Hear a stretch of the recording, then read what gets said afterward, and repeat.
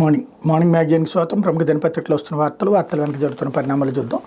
ఈనాడు చూస్తే అమరవీరుడి కన్నీటి వీడ్కోలు అన్నటువంటి వార్తను హైలైట్ చేశారు.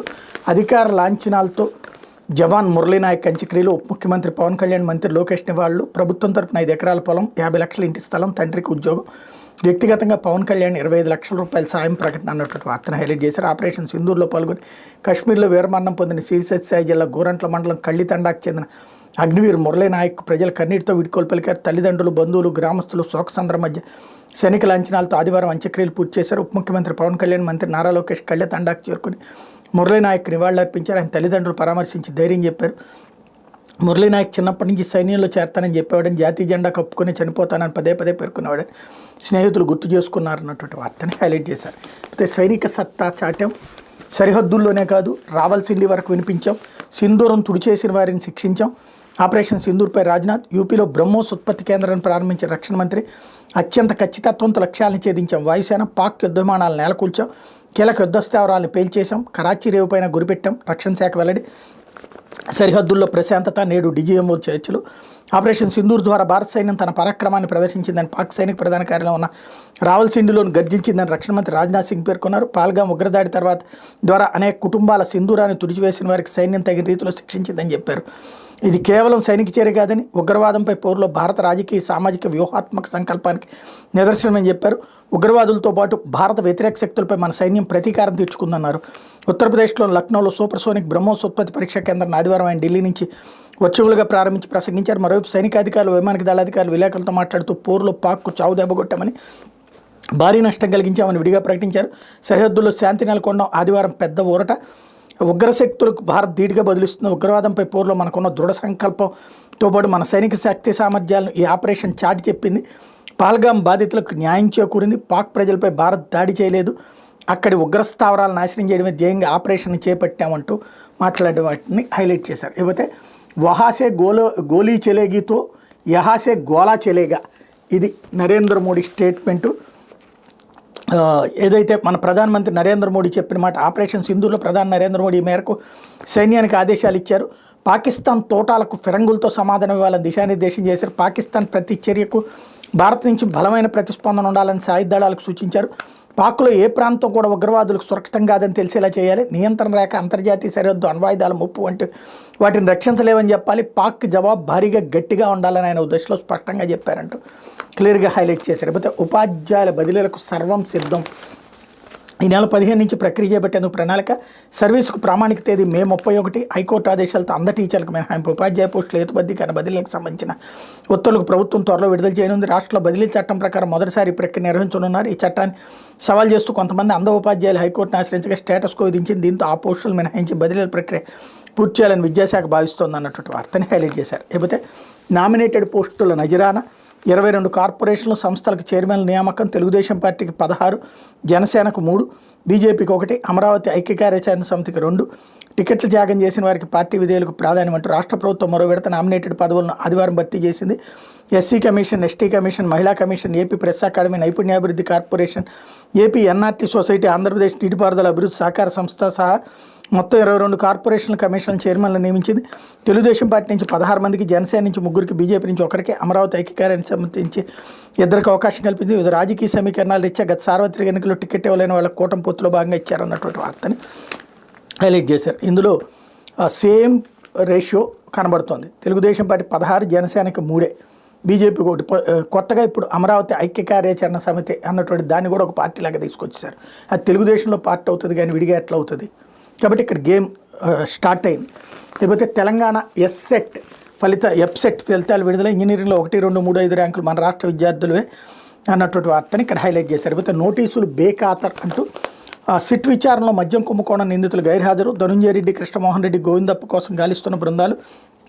ఇప్పటికే లుకౌట్ సర్క్యులర్లు జారీ. మద్యం కుంభకోణంలో కీలక నిందితులైన సీఎంఓ, మాజీ కార్యదర్శి, విశ్రాంత ఐఏఎస్ అధికారి కె ధనుంజయ రెడ్డి, మాజీ సీఎం జగన్, ఓఎస్టీ కృష్ణమోహన్ రెడ్డి, భారతీయ సిమెంట్స్ పూర్తికాలపు డైరెక్టర్ గోవిందప్ప బాలాజీలు సిట్ విచారణ గైర్హాజరయ్యారు. ఈ ముగ్గురిని విజయవాడ కమిషనరేట్లోని సిట్ కార్యాలయంలో ఆదివారం ఉదయం 10 గంటలకు విచారణకు హాజరు కావాలని ఆదేశిస్తూ వారి కుటుంబ సభ్యులకు అధికారులు 2 రోజుల క్రితం నోటీసులు ఇచ్చారు. ఈ ముగ్గురు నిందితులు వాటిని బేఖాతరు చేస్తూ విచారణకు హాజరు కాలేదు. ఇప్పటికే వీరి ముందస్తు బెయిల్ పిటిషన్ హైకోర్టు కొట్టేసింది. మద్యం కుంభకోణం కేసు వెనక ఉన్న కుట్ర కోణాన్ని బయట వెలికితేయాలంటే వీళ్ళని కస్టడీ తీసుకుని విచారించాల్సిన అవసరం ఉందని స్పష్టం చేసింది అన్నట్టు వార్తని హైలైట్ చేశారు. తీరంలో పోటెత్తుతున్న పెట్టుబడులు, రాష్ట్రంలో పరిశ్రమలు పెట్టేందుకు విదేశీ దిగ్గజ సంస్థల ఆసక్తి, 21 కంపెనీల నుంచి అందిన ప్రతిపాదనలు. విదేశీ దిగ్గజ కంపెనీలు సహా పలు దేశీయ సంస్థలు రాష్ట్రంలో పోర్టు ఆధారిత పారిశ్రామిక రంగం మారిటైంలో పెట్టుబడులు పెట్టేందుకు ఆసక్తి వ్యక్తం చేశాయి. ఆయా సంస్థల ప్రతినిధితో ఏపీ మ్యారిటైమ్ బోర్డు అధికారులు సంప్రదింపులు సాగిస్తున్నారు. రాష్ట్రంలో సుమారు 974 కిలోమీటర్ల సముద్ర తీరం ఉంది. దీనికి అనుసంధానంగా పోర్టు ఆధారిత పరిశ్రమలు అభివృద్ధి చేయాలని ప్రభుత్వ లక్ష్యం అన్నటువంటి వార్తని హైలైట్ చేశారు. లేకపోతే ప్రకృతిని ఆస్వాదించే చోట ఆతిథ్యం, ప్రయోగాత్మకంగా హోమ్ స్టే అరకు, కోనసీమ, విశాఖ, విజయవాడ, తిరుపతిలో 729 ఏళ్ల గుర్తింపు. సందర్శనీయ ప్రాంతాలను పర్యాటకులకు అందుబాటు ధరల వస్తువులు, పర్యాటకులకు సొంత ఇంట్లో ఉన్న అనుభూతి కలిగేలా రాష్ట్రంలో హోమ్ స్టేని ప్రయోగాత్మకంగా అందుబాటులోకి తేబోతున్నారు. అరకు, కోనసీమ, విశాఖపట్నం, విజయవాడ, తిరుపతిలో గిరిజన వారసత్వ గ్రామీణ పట్టణ విభాగాలకు హోమ్ స్టే అభివృద్ధికి కార్యాచరణ సిద్ధం చేస్తున్నారు. 729 ఆవాసాలను ఇళ్ళు ఇప్పటికే గుర్తించారు. వాటిని నవీకరించి ప్రైవేట్ ఆతిథ్య సంస్థలతో ఒప్పందం చేసుకున్నారు. ఈ ప్రక్రియను పూర్తి చేసి వచ్చే నెలలో హోమ్ స్టే అందుబాటులోకి వచ్చేలా రాష్ట్ర పర్యాటక అభివృద్ధి సంస్థ చర్యలు తీసుకుంటుంది.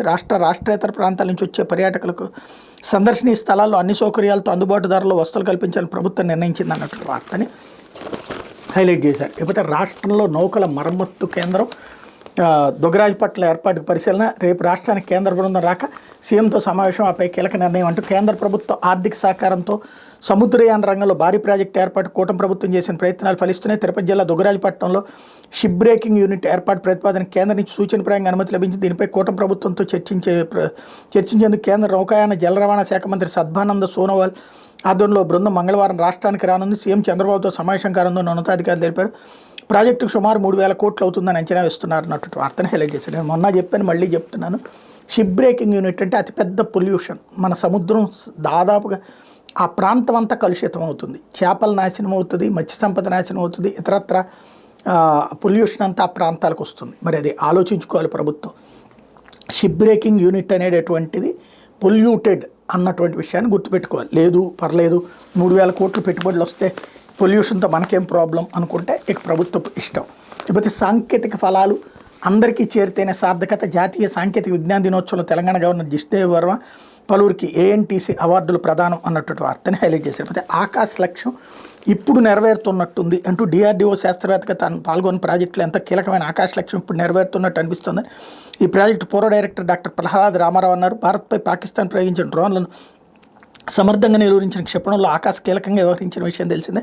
సరిగ్గా 45 ఏళ్ల కిందట భారత మిస్సైల్ మ్యాన్ మాజీ రాష్ట్రపతి డాక్టర్ ఏపీజే అబ్దుల్ కలాం నేతృత్వంలో ఆకాశ క్షిపణ ప్రాజెక్టును యువ డైరెక్టర్గా నియమితులైన రామారావు ఆపై 15 ఏళ్ల పాటు భారత సైన్యానికి అవసరమైన యుద్ధ వ్యవస్థల తయారీలో పాల్గొన్నారు. ప్రస్తుత ఉద్రిక్త పరిస్థితుల్లో ఆకాశ క్షిపణ కొనసాగిస్తున్న విజయ పరంపరపై ఆదివారం ఆయన బెంగళూరులో హర్షం వ్యక్తం చేస్తూ మాట్లాడారన్నటువంటి వార్తని హైలైట్ చేశారు. ఆయనకి భద్రత కల్పించాల్సిన అవసరం ఉంది. చెప్పుకోకూడదు బయటకు అట్లాంటి మనం ప్రశంసించవచ్చు. బట్ ఏంటంటే ఈ టైంలో సాధారణంగా అట్లా ఇప్పుడు ఆకాష్ అన్నటువంటిది అత్యంత సక్సెస్ఫుల్ అయింది.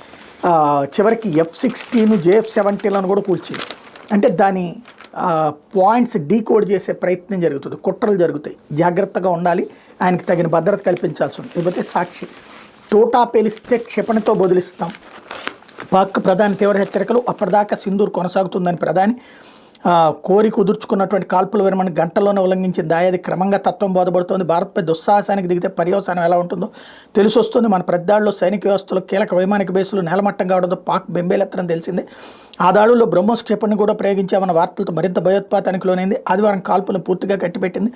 విరమణకు కట్టుబడతాం, దీనిపై విదేశాంగ మంత్రులు లేదంటే జాతీయ భద్రతా సలహాదారుల స్థాయిలో చర్చిద్దాం అంటూ కాళబేరానికి వచ్చింది. ఆ విజ్ఞప్తిని కేంద్రం నిర్బంధంగా తోసిపుచ్చింది. కేవలం DGMOల స్థాయిలో మాత్రమే చర్చలు జరుగుతాయని స్పష్టం చేసింది. పాక్ అంతకంటే ప్రాధాన్యం ఇచ్చేది లేదని చెప్పకనే చెప్పింది. అసలు పాక్ DGMOనే కోరితేనే కాల్పుల విరమణకు అంగీకరించిన DGMO రాజీవ్ గాయ్ ఆదివారం మీడియా ముందు కొండబద్దలు కొట్టారు. దాయాది ఇకపై ఏమాత్రం కవ్వింపు చర్యలకు దిగినా ఉపేక్షించేది లేదని మోడీ స్పష్టం చేశారు. వాళ్ళు తోటాలు ప్రయోగిస్తే క్షిపణితో బదులేవన్నట్టు త్రివిద్దాళాలను ఆదేశించారు. ఆపరేషన్ సింధూర్ ముగిలేదని ప్రధాని స్పష్టం చేశారన్నట్టు వార్తని హైలైట్ చేశారు. లేకపోతే వీరుడా సెలవిక అంటూ స్వగ్రామంలో ముగిసిన వీర జవాన్ మురళీనాయక్ అంత్యక్రియల్ని ఇక్కడ హైలైట్ చేశారు. అలాగే త్రివిద్దాళాల డీజీలు ఏమన్నారంటే Rajiv Ghai DGMO lieutenant general కాల్పుల విరమణ ప్రతిపాదించింది పాకిస్తానే. పాక్ DGMO ఫోన్ చేసి ఒప్పందం చేసుకుందామని కోరారు. ఇస్లామాబాద్ కోతవేడి దూరంలోని అతి కీలకమైన చక్లాతో సహా పాక్ ప్రధాన వైమానిక స్థావరాలన్నీ కోలుకోలేని విధంగా దెబ్బతీశాం. అట్లాగే శత్రు లక్ష్యాన్ని ఛేదించడమే మా పని, వాళ్ళ మృతదేహాలను శవపేటికలను లెక్కించడం కాదు. పాక్కు చెందిన అత్యాధునిక యుద్ధ విమానాలను కూల్చేశాం. ఒక్కడు కూడా మన గగనతలంలోకి రాకుండా తరిమి కొట్టామంటూ A K Bharti DGO air marshal statement. అట్లాగే మన దాడుల్లో పాక్ ఓడరేవులకు తీవ్ర నష్టం వాటిల్లింది. కరాచీ ఓడరేవు పైన భారీ దాడులు చేసాం. మన నావికా దళం అరేబియా సముద్రంలో నిత్యం అప్రమత్తంగా వ్యవహరిస్తుంది. పాక్ ఎలాంటి కవ్వింపులకు దిగినా ధీటుగా బుద్ధి చెప్తాం. A N Pramod DGNO vice admiral. నేను మొన్ననే చెప్పా కరాచీకి సంబంధించి దాడి జరిగిందని, కొంతమంది సన్నాసులు అదేం లేదని వాదిస్తూ వచ్చారు. ఇప్పుడు అధికారికంగా ప్రకటించినటువంటిది. లేకపోతే మా బతుకులతో ఆడుకోవద్దు, జీవనాధారమైన భూములను లాక్కోవద్దు, స్పోర్ట్స్ సిటీకి భూ సమీకరణ ఒప్పుకుని రైతులు అయినప్పటికీ ల్యాండ్ పూలింగ్కి రంగం సిద్ధం. 5 గ్రామాల్లో 2874 ఎకరాల పూలింగ్. వీటిలో ఎక్కువ పట్టా భూములు. ప్రతి గ్రామ సభలో అన్నదాతల నుంచి తీవ్ర వ్యతిరేకత. మూలపాడులో 90% మంది రైతుల నిరసన. కాచివరంలో ఒకరిద్దరు తప్ప అందరూ తిరస్కరణ. కేతనకొండలో అందరూ వ్యతిరేకంగా నినాదాలు. జమీ మాచివరంలో అనుకూలంగా ఒక్కరూ లేరు. లంకలకు వరద తాకిడితో మెరక భూములపై కన్ను. ఆర్డీఓ కాపూరి చైతన్య వద్ద తేల్చి చెప్పిన రైతులంటే భూమితో మాది విడదీరాని అనుబంధం, వ్యవసాయం తప్పితే మాకు వేరే వృత్తి లేదు, తెలీదు, తక్కువ ఎక్కువ ఉన్న దాంట్లోనే పంటలు పండించుకుంటున్నాం, గుట్టుగా బతుకుతున్నాం, కన్నతల్లి లాంటి భూమిని మా నుంచి లాక్కుని మా జీవితాలతో ఆటలాడొద్దు. గతంలో భూ సమీకరణకు తీసుకున్న భూములకి ఎప్పటికీ దిక్కుముక్కు ఇవ్వలేదు. ఇప్పుడు మా నుంచి తీసుకున్న భూమికి ఎప్పుడు న్యాయం చేస్తారు? కళ్ళ ముందున్న భూమిని పోగొట్టుకుని ఎక్కడో ఇచ్చే భూమి మాకెందుకు అంటూ స్పోర్ట్స్ సిటీ భూ సమీకరణలో గ్రామ సభలో రైతులు తేల్చి చెప్పారన్నట్టు వార్తని హైలైట్ చేశారు. లేకపోతే ఆసరాకు ఎసరు బాలింతలకు కొసరు అంటూ జగన్ పాలనలో ఆరోగ్యాసరా కింద 5,000 సాయం. టీడీపీ కూటమి ప్రభుత్వం రాగా నిలిపేత. పేదలకు గరిష్ట మేలు చేకూర్చే డీబీటీ సాయానికి మంగళం. దాని స్థానంలో కేవలం 100 విలువైన బేబీ కిట్ ఇస్తామంటూ ప్రకటన. ఈ సర్కార్ 5 ఏళ్ల పాలన మొత్తం 15 లక్షల మందికి 750 కోట్ల మేర నష్టం అన్నటువంటి వార్తని హైలైట్ చేశారు. ఆడబిడ్డ నిధి కింద 18 ఏళ్లు పైబడిన మహిళలకు ఏటా 18,000 ఇస్తాం. మహిళలకు ఉచిత బస్సు ప్రయాణ సౌకర్యం కల్పిస్తాం. బడికెళ్ళే ప్రతి విద్యార్థికి 15,000 చొప్పున తల్లికి 100 మంది ఇస్తామంటే ఎన్నికలకు ముందు ఎన్నో సాధ్యంగానే హామీలను ఎడాపెడా ఇచ్చేసిన చంద్రబాబు నాయుడు అధికారంలోకి వచ్చాక వాటిలో ఒక్కటే అమలు చేయకపోకుండా మహిళలను దగా చేస్తున్నారు. తాను ఇచ్చిన హామీలను అటకెక్కించడమే కాకుండా వైఎస్ జగన్ ప్రభుత్వం అమలు చేసిన సంక్షేమ పథకాలను సైతం నిర్దాక్ష్యంగా ఆపేశారన్నట్టు వార్తని హైలైట్ చేశారు. అయితే గోదావరి అంటూ గోదావరి జిల్లాలో ప్రమాదకర స్థాయిలో కాలుష్య తీవ్రత. జీవనది గోదావరి కాలుష్య కోరలో చిక్కుకుంది. మానవ తప్పిదాల వల్ల గోదావరి జిల్లాలు కలుషితమయ్యాయని, ఈ నీటి నేరుగా త్రాగడం శ్రేయస్కరం కాదని కేంద్ర జల సంఘం కేంద్ర కాలుష్య నియంత్రణ మండలి అధ్యయనం వెల్లడించింది. బ్యూరో ఆఫ్ ఇండియన్ స్టాండర్డ్స్ నిర్దేశించిన ప్రమాణాల కంటే గోదావరి జిల్లాలో కాలుష్య తీవ్రత అధికంగా ఉన్నట్టు తేలింది. ప్రమాణాలకు మించి బయోకెమికల్ ఆక్సిజన్ డిమాండ్, బ్యాక్టీరియా. కేంద్ర జల సంఘం కేంద్ర కాలుష్య నియంత్రణ మండలి సంయుక్త అధ్యయనాలు వెల్లడి. శుద్ధి చేయని గోదావరి జలాలు తాగడం శ్రేయస్కరం కాదని స్పష్టీకరణ అన్నటువంటి వార్తని హైలైట్ చేసింది. ఇకపోతే అమానుషం అమానవీయం అంటూ మాజీ మంత్రి విడుదల రజనీ పట్ల సీఐ ప్రవర్తన దుర్మార్గం. పాలకుల కక్ష సాధింపులకు భయపడే ప్రసక్తే లేదు. ప్రజల పక్షాన వైఎస్ఆర్సీపీ నిరంతర పోరాటం. కూటమి ప్రభుత్వ అరాచకాలపై భువన కరుణాకర్ రెడ్డి ఆగ్రహం. వచ్చేది వైఎస్ఆర్సీపీ ప్రభుత్వం. ఎంపీ వైవి సుబ్బారెడ్డి, ఇది కీచక పాలన. ఎమ్మెల్సీ పి చంద్రశేఖర్ రెడ్డి అధికారం శాశ్వతంగా అది పీడిక రాజ్యాంగం ద్వారా సభ్యత మర్చిపోయారా? Badvel MLA doctor Sudha. మాజీ మంత్రికి రక్షణ లేదు. డాక్టర్ పూనూరు గౌతమ్ రెడ్డి స్టేట్మెంట్ ఇక్కడ హైలైట్ చేశారు. వైఎస్ఆర్సీ ప్రభుత్వం మంత్రిగా పనిచేసిన విడుదల రజనీ పట్ల చిలకలూరుపేట రూరల్ సీఐ సుబ్బనాయుడు ప్రవర్తించిన తీరు అమానుషం అమానవీయమని చిత్తూరు, తిరుపతి జిల్లాల వైఎస్ఆర్సీపీ అధ్యక్షుడు భువన కరుణాకర్ రెడ్డి ఆగ్రహం వ్యక్తం చేశారు. తిరుపతిలో ఆయన మీడియాతో మాట్లాడారన్నటువంటి వార్తని హైలైట్ చేశారు. అయితే మన భాషలోనే ఆట ఆడుకుందాం అంటూ దేశీయ భాషలో మొబైల్ గేమ్స్ దేశంలో 55 కోట్ల గేమర్స్ తెలుగు సహా స్థానిక భాషలను ఆడేస్తున్నారు. 2024లో వీడియో గేమ్స్కి పెరిగిన క్రేజ్. భారత్లో 5,729 కోట్ల గంటల కాలక్షేపం. ప్రపంచవ్యాప్తంగా డెవలపర్లకు లాభాలు. మొత్తం 6,95,360 కోట్ల ఆదాయం భారీగా ఖర్చు చేస్తున్న యాపిల్ యూజర్స్. వీడియో గేమ్స్ పిల్లల దగ్గర నుంచి యువత వరకు వీటి క్రేజ్ చెప్పనక్కర్లేదు. ఆట మొదలుపెట్టారంటే సమయమే తెలియదు. ప్రపంచవ్యాప్తంగా గత ఏడాది గేమర్స్ ఏకంగా 39,000 కోట్ల గంటలు మొబైల్లో గడిపారంటే అతిశయోక్తి కాదు. మొబైల్ గేమ్స్ క్రేజ్ అంతలా విస్తరించింది. 2024లో ప్రపంచవ్యాప్తంగా సగటు నిమిషానికి 94,000 డౌన్లోడ్ జరిగాయి. మన దేశం కూడా ఇందుకేమీ తీసుకోలేదు. గత ఏడాది కొత్తగా 820 కోట్ల డౌన్లోడ్స్ అయ్యాయి. 5,729 కోట్ల గంటల పాటు మొబైల్ గేమ్స్ ఆడారు. యూజర్ల సంఖ్యను పెంచుకోవడానికి డెవలపర్లు హిందీ సహా తెలుగు, తమిళ వంటి స్థానిక భాషల గేమ్స్ని పరిచయం చేస్తున్న జోష్ను పెంచుతుంది అన్నట్టు వార్తని హైలైట్ చేశారు. లేకపోతే ఆంధ్రజ్యోతి పాక్కి భారీ నష్టం అన్నటువంటి వార్తని హైలైట్ చేసింది. 100 మంది ఉగ్రవాదులు హతం, 35 నుంచి 40 మంది పాక్ సైనికులు మృతి. ఉగ్రవాదుల ఏరివేత, సూత్రధారుల ఊచకోత లక్ష్యాలకు ఆపరేషన్ సింధూర్ వాటిని సాధించాం. దుస్సాహసాలకు పాల్పడితే భారీ మూల్యం తప్పదు. మీడియా సమావేశంలో డీజీఎంఓ రాజీవ్ ఘై. యుద్ధంలో నష్టాలు భాగమే, మన పైలట్లు సురక్షితం. వాయిస్ and DGO air marshal AK Bharti. Pak విమానాలు కొన్ని ఖచ్చితంగా కూలాయని స్పష్టీకరణ. కరాచీ సహా భూమి మీద సముద్రంలో ఎంపిక చేసిన లక్ష్యాలపై దాడికి అరేబియా సముద్రంలో యుద్ధ నౌకలు. పాక్ నేవీ హార్దిక్కే పరిమితమైంది. Vice admiral Pramod. ఏ లక్ష్యాలను ఉద్దేశించి ఆపరేషన్ సింధూర్ని చేపట్టాం, వాటిని సాధించామని త్రివిధ దళాల అధికారులు తెలిపారు. అత్యంత అధునాతనమైన టెక్నాలజీతో కూడిన పాక్ యుద్ధ విమానాలను కూల్చేయడం, ఆ దేశ రాజధాని ఇస్లామాబాద్కి సమీపంలో ఉన్న వాటితో సహా పలు కీలక వైమానిక సైనిక స్థావరాలను ధ్వంసం చేయడం ద్వారా పాకిస్తాన్కి భారీ నష్టం చేకూర్చామని వాళ్ళు వెల్లడించారన్నటువంటి వార్తని హైలైట్ చేశారు. లేకపోతే పీఓకేని తిరిగి ఇవ్వాల్సిందే, ఉగ్రవాదులను భారత్కి అప్పగించాలి, ఇవి జరిగితేనే పాకిస్తాన్తో చర్చలు, మాకు ఎలాంటి మధ్యత్వం అక్కర్లేదు, అమెరికా ఉపాధ్యక్షుడు వాన్స్కు మోడీ స్పష్టం చేసినట్టు CNN, ఇండియా టుడే కథనాలు. ఇంటెలిజెన్స్ హెచ్చరికలతోనే మోడీకి వాన్స్ ఫోన్, వైట్ హౌస్ వర్గాలకు ఉటంకించిన CNN. ఉన్నత స్థాయి సమావేశం నిర్వహించిన మోడీ, పాక్ నుంచి బుల్లెట్ వస్తే శతజ్ఞులతో బదులు కాల్పుల విరమణ ఉల్లంఘన జరిగితే ఆర్మీ చీఫ్ సర్వాధికారాలు ఇస్తూ ఆదేశాలు అన్నటువంటి వార్తని హైలైట్ చేశారు. లేకపోతే హే రామ్ అంటూ జగన్ జమానాలు 274 కోట్ల హాంపట్, వాలంటీర్లకు శిక్షణ పేరిట నయా దోపిడీ, పేరుకు రామ్ ఇన్ఫో, అక్కడి నుంచి ఐప్యాక్ సూపర్ స్కెచ్తో రామ్ కేటా 68 కోట్లు చెల్లింపు, వాలంటీర్లకు ఎలాంటి శిక్షణ ఇవ్వని కంపెనీ, వైసీపీకి ఉపయోగపడేలా ఐప్యాక్ తర్ఫీదు, ప్రతిఫలంగా రామ్ నుంచి ఆ సంస్థకు సొమ్ములు నిధులపై విచారణ జరిపితే వాస్తవాలు వెలుగులోకి అంటూ జగన్ సర్కారు గ్రామ వార్డు సచివాలయ ఉద్యోగులకు శిక్షణ పర్యవేక్షణ సమన్వయం కోసం రామ్ ఇన్ఫో అనే సంస్థ కాంట్రాక్ట్ ఇచ్చారు. వాలంటీర్ శిక్షణ పేరిట ఏటా 68 కోట్లు చొప్పున చెల్లించారు. వాలంటీర్లకు రామ్ ఇన్ఫో ఎలాంటి శిక్షణ ఇవ్వలేదు. వైసీపీకి ఎన్నికల వ్యూహకర్తగా పనిచేసిన ఐప్యాక్ అనధికారికంగా వారికి శిక్షణ ఇచ్చింది, అది కూడా గత ఎన్నికల్లో వైసీపీకి ఓట్లు వేయించడం, ప్రతిపక్షాలపై తప్పుడు ప్రచారం చేయడంపై మాత్రమే తర్ఫీదు ఇచ్చింది. రామ్ ఇన్ఫోకు 4 ఏళ్లలో 274 కోట్లు చెల్లించారు, కానీ వాలంటీర్లకు అసలు శిక్షణ ఇవ్వని రామ్ ఇన్ఫోకు చెల్లించిన ఆ సొమ్ము ఎక్కడికి వెళ్ళినట్టు, పరోక్షంగా శిక్షణ ఇచ్చిన ఐప్యాక్ చేరినట్టు బలమైన ఆరోపణలు ఉన్నాయన్నటువంటి వార్తని హైలైట్ చేశారు. లేకపోతే పుల్వామా ఉగ్రదాడి మాపనే అంటూ Pakistan air vice marshal Ahmed వ్యాఖ్యలు, పాకిస్తాన్ వక్రబుద్ధి కపటనాటకం మరోసారి బహిర్గతమైంది. ఉగ్రవాదులు తమకు లింకులు లేవని, భారత్లో జరిగిన ఉగ్రదాడులతో తమకు సంబంధం లేదని ఎప్పుడు అలవాటుగా చెప్పే మాటలు బూటకమని వెల్లడైంది. 2019లో జరిగిన పుల్వామా దాడిలో పాక్ హస్తం ఉందని తాజాగా దేశ వాయుసేన అధికారి ఒక విధంగా అంగీకరించారు. పాల్గాం ఉగ్రదాడికి ప్రతీకారంగా భారత్ చేపట్టిన ఆపరేషన్ సింధూర్ అనంతరం శుక్రవారం నిర్వహించిన మీడియా సమావేశంలో Pakistan air vice marshal Aurangzeb Ahmed మాట్లాడుతూ పుల్వామా దాడిని పాక్ వ్యూహాత్మక ప్రతిభగా పేర్కొన్నారు. పలు విదేశీ మీడియా ప్రతినిధుల సమక్షంలో ఆయన చేసిన వ్యాఖ్యల వీడియో సోషల్ మీడియాలో వైరల్ అయింది. పాకిస్తాన్ భూభాగం గగంతలం, నీరు లేదా దేశ ప్రజలకు ముప్పు కలిగితే ఆ విషయంలో ఎలాంటి రాజీ ఉండబోదు, మేము ఆ దేశానికి కట్టుబడి ఉంటాం. పాక్ ప్రజలు తమ సాయుధ దళాలపై కలిగి ఉన్న గర్వాన్ని, విశ్వాసాన్ని మేము ఎల్లప్పుడూ నిలబెట్టుకునే విషయాన్ని పుల్వామాలో తమ వ్యూహాత్మక ప్రతిభ ద్వారా తెలియజేయడానికి ప్రయత్నించే ఇప్పుడు మా కార్యదక్షత, వ్యూహాత్మక చతురత, నైపుణ్యాన్ని ప్రదర్శించే వాళ్ళు గమనించారని అనుకుంటున్నానంటూ అహ్మద్ వ్యాఖ్యానించారన్నట్టు వార్తని హైలైట్ చేశారు. అయితే ఉగ్రవాదంపై పోరులో దేనికైనా సై ఉగ్రవాదులు వారిని ప్రోత్సహించే వాళ్ళు వేరు కాదు. ఆపరేషన్ సింధూర్తో పాక్ ప్రపంచానికి చాటి చెప్పిన భారత్ తొంగి నక్కి కాదు, తొక్కుకుంటూ పోవాలి, ఎదురొచ్చినోడిని వేసుకుంటూ పోవాలి. RRR సినిమాలోని సంభాషణ ఇది. పాల్గాం ఉగ్రదాడికి బదులుగా చేపట్టిన ఆపరేషన్ సింధూర్తో ఉగ్రవాదాన్ని ఎదుర్కొనే విషయంలో భారత్ ప్రపంచానికి దాదాపుగా అదే సందేశాన్ని ఇచ్చింది. తన ప్రజలను రక్షించుకునేందుకు ఎవరి అనుమతి కోసం వేచి చూడబోమని, ఉగ్రవాదాన్ని అణచివేసేందుకు, ఉగ్రవాదులను ఏరువేసేందుకు ఎక్కడి వరకైనా వెళ్తామని భారత్ చాటి చెప్పింది అన్నట్టు వార్తని హైలైట్ చేసింది. అయితే కదులుతున్న కారులో మైనర్పై సామూహిక అత్యాచారం, మరో యువతని కారులోంచి తోసివేత, మృతి. ఉత్తరప్రదేశ్లో దారుణ ఘటన, 3 అరెస్ట్. ఉత్తరప్రదేశ్లో దారుణ ఘటన చోటు చేసుకుని కదులుతున్న కారులో మైనర్ బాలిక సామూహిక అత్యాచారం గురైంది. మరో యువతను కదులుతున్న అదే కారులోంచి కామందులు తోసివేయడంతో ఆమె తీవ్ర గాయాలపై ప్రాణాలు కోల్పోయింది. అత్యాచారం గురైన 17 ఏళ్ల బాలిక ఫిర్యాదు చేయడంతో 3 నిందితులు పోలీసులు అరెస్ట్ చేశారన్నట్టు వార్తని హైలైట్ చేశారు. అయితే వ్యవసాయ శాస్త్రవేత్త అయ్యప్పన్ అనుమానాస్పద మృతి.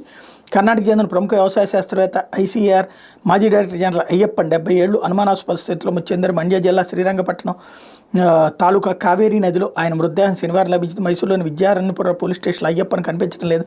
ఈ నెల 8న కేసు నమోదైంది అన్నటువంటి వార్తని హైలైట్ చేశారు. అయితే మోడీపై చిదంబరం, థరూర్ ప్రశంసలు. పాకిస్తాన్ విషయంలో ప్రధాని మోడీ తీసుకున్న నిర్ణయాలకు ఊహించని వర్గాల నుంచి కూడా మద్దతు వెలువెత్తుతుంది. పాల్గాం ఉగ్రదాడిపై భారత సైన్యం ప్రతిస్పందన ఎంచుకున్న లక్ష్యాల వరకే పరిమితం చేయడం చాలా తెలివైన నిర్ణయమని కేంద్ర మాజీ మంత్రి చిదంబరం కొనియాడారు. కేంద్ర ప్రభుత్వం కాల్పుల విరమణ నిర్ణయాన్ని ఆయన సమర్థించారు. విస్తృత యుద్ధం వల్ల కలిగే ముప్పును మోడీ గుర్తించారన్నారు. మరిన్ని ప్రాణాలు పోకుండా నివారించేందుకు ఇది అవసరమైన నిర్ణయమని పేర్కొన్నారన్నటువంటి వార్తని హైలైట్ చేశారు. మరోవైపు కాల్పుల విరమణ ట్రంప్ ప్రకటించేది ఏంటి అంటూ పార్లమెంట్ ప్రత్యేక సమావేశం నిర్వహించిన ఉగ్రదాడి ఆపరేషన్ సింధూర్పై చర్చ అవసరం, ప్రధాని మోడీకి రాహుల్ గాంధీ, ఖర్గే లేఖలు రాశారన్నటువంటి వార్తని హైలైట్ చేశారు. మరోవైపు మధ్యవర్తిత్వం చేస్తా కశ్మీర్పై ట్రంప్ అత్యుత్సాహం, ఆఫర్ని తోసిపుచ్చిన భారత్ పీఓకేని అప్పగించడంపై మాట్లాడుతామని స్పష్టీకరణ. ట్రంప్ ఆఫర్ని స్వాగతించిన పాకిస్తాన్ అన్నటువంటి వార్తని హైలైట్ చేశారు. ఇది యుద్ధన పత్రికలో వచ్చినటువంటి వార్తలు వెనకాల జరుగుతున్న పరిణామాలు.